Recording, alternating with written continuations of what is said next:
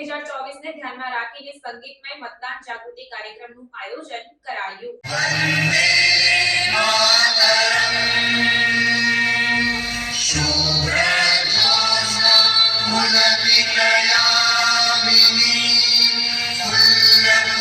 આયોજિત આ મતદાન જાગૃતિ કાર્યક્રમ દાહોદના સિદ્ધરાજ જયસિંહ છાપ તળાવના ફરતે બનેલ વાટિકાના પાર્ટી પ્લોટમાં રાખવામાં આવ્યો હતો।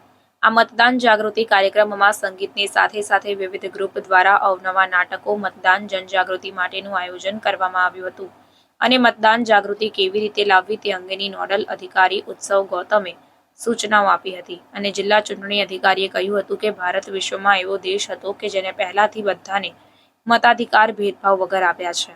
આપણે 7મી મેના રોજ 2019 કરતાં વધુ મતદાન કરવાનું છે, એટલે બધા લોકો અચૂક મતદાન કરો અને દેશની પ્રગતિમાં આપનો સાથ સહકાર આપો।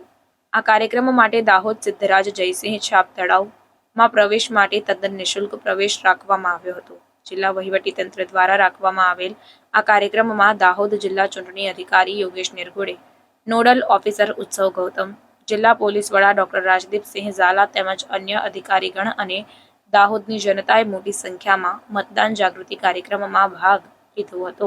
થવાનું છે તો મતદાર જાગૃતિ માટે જિલ્લા વહીવટી તંત્ર દ્વારા જુદા જુદા પ્રકારના પગલાઓ લેવામાં આવી રહ્યા છે। એના ભાગરૂપે આજે અહીંયા નાટક અને નૃત્યોના માધ્યમથી લોકોમાં જાગૃતિ આવે એના માટે પ્રયત્ન કરવામાં આવ્યા હતા। એની સાથે સાથે જ ચૂંટણીલક્ષી જેટલા પણ તૈયારીઓ છે લગભગ પૂર્ણતાના આરે છે। અત્યારે પોસ્ટલ બેલેટની કામગીરી વગેરે ચાલુ છે।